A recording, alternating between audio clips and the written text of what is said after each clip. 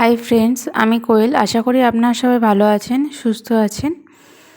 আজ চিংড়ি মাছের একটা অন্যরকম রেসিপি আপনাদের সাথে শেয়ার করব। বাড়িতে ডিমযুক্ত বড় বড় চিংড়ি মাছ আনা হয়েছিল। এখানে উপকরণ হিসেবে নিয়েছি টমেটো কুচোনো, আদা, রসুন আর পেঁয়াজ কুচোনো, আর নিয়ে নিলাম কিছুটা শুকনো লঙ্কা। এর একটা পেস্ট বানিয়ে নেব। আদা রসুনের একটা পেস্ট বানিয়ে নিয়েছি, শুকনো লঙ্কার একটা পেস্ট বানিয়ে নিয়েছি, আর নিয়েছি জিরে, ধনে ও গোলমরিচের একটা পেস্ট। তারপর চিংড়ি মাছগুলো ভালোভাবে লবণ আর হলুদ মিশিয়ে নেব। এই রান্নাটা কিন্তু সম্পূর্ণ চিংড়ি মাছের মালাইকারির থেকে আলাদা, খেতে কিন্তু অসাধারণ লাগে। কড়াতে কিছুটা পরিমাণে সরিষার তেল দিয়ে দেবো। রান্নাটা অবশ্যই সরিষার তেলে করার চেষ্টা করবেন। এখানে কিছুটা আলু একটু বড়ভাবে কেটে নিয়েছি, সেগুলো ভালোভাবে ভেজে নেব। কিছুটা পরিমাণে লবণও দিয়ে দিলাম। আলুটা একটু কড়া করে ভেজে নেব।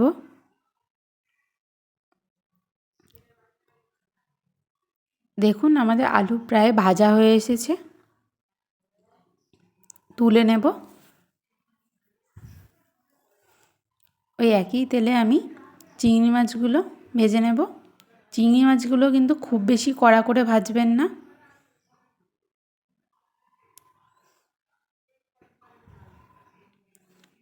একটু হালকা করেই ভাজবেন। আমাদের চিংড়ি মাছও প্রায় ভাজা হয়ে গিয়েছে, তুলে নিলাম। এবার কড়াতে ফোড়ন হিসেবে দিয়ে দিলাম তেজপাতা আর শুকনো লঙ্কা। তারপর দিয়ে দেবো কুচনো পেঁয়াজ। পেঁয়াজগুলো একটু ভালোভাবে ভাজা ভাজা করে নেব। মোটামুটি ভাজা হয়ে গেলে দিয়ে দেবো আদা রসুন বাটা, লঙ্কা বাটা আর জিরে, ধনে ও গোলমরিচ বাটা,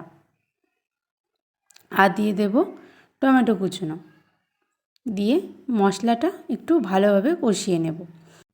এই রান্নাটা যেমন চটজলদি হয়ে যায়, তেমন খেতে খুবই অসাধারণ লাগে। চিংড়ি মাছ তো সবসময় মালাইকারি বা আরও অনেক রকমভাবে খাই। এই রকমভাবে একবার রসা বানিয়ে খাবেন, দেখবেন খুবই ভালো লাগবে। এখানে টমেটোটা ভালোভাবে গলে গেলে রঙের জন্য একটু হলুদ দিয়ে দেব। ভালোভাবে মশলাটা কষানো হয়ে গিয়েছে। এবার চিংড়ি মাছ আর আলুটা দিয়ে ভালোভাবে আরেকটু কষিয়ে নেব। আমরা যেহেতু এখানে বাটা শুকনো লঙ্কা ব্যবহার করেছি, সেই জন্য দেখুন কালারটা কত সুন্দর হয়েছে। এতে টেস্টটাও খুবই ভালো হয়। দেখুন, আমাদের চিংড়ি মাছের সঙ্গে মশলা, আলু ভালোভাবে কষানো হয়ে গিয়েছে। এখানে অবশ্যই যে জলটা ব্যবহার করবেন, জলটা একটু গরম করে নেবেন, নিয়ে তারপর ব্যবহার করবেন। খুব বেশি জল দেবেন না, ঝোল করার জন্য অল্প পরিমাণে জল দিয়ে দিলাম। ভালোভাবে ফুটে উঠলেই তৈরি আমাদের আলু আর চিংড়ি মাছ দিয়ে রসা। লাস্টে একটু গরম মশলা দিয়ে দিলাম, দিয়ে নামিয়ে নেব। আশা করি রেসিপিটা বুঝতে আপনাদের কোনো রকম কোনো অসুবিধা হয়নি। ভিডিওটি যদি ভালো লেগে থাকে তাহলে লাইক, কমেন্ট এবং শেয়ার করে দেবেন ও আমার চ্যানেলটি সাবস্ক্রাইব করবেন। আরও যদি কোনো নতুন ভিডিও আমার চ্যানেলে দেখতে চান তাহলে আমাকে অবশ্যই কমেন্টের মাধ্যমে জানাবেন। দেখেই বুঝতে পারছেন কত সুন্দর লোভনীয় হয়েছে। আপনারা বাড়িতে একবার হলেও ট্রাই করে দেখবেন। আমার তো খুবই ভালো লেগেছে।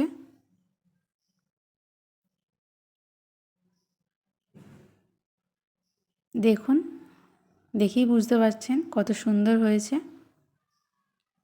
আজ আমি ভিডিওটি এখানেই শেষ করলাম। টাটা।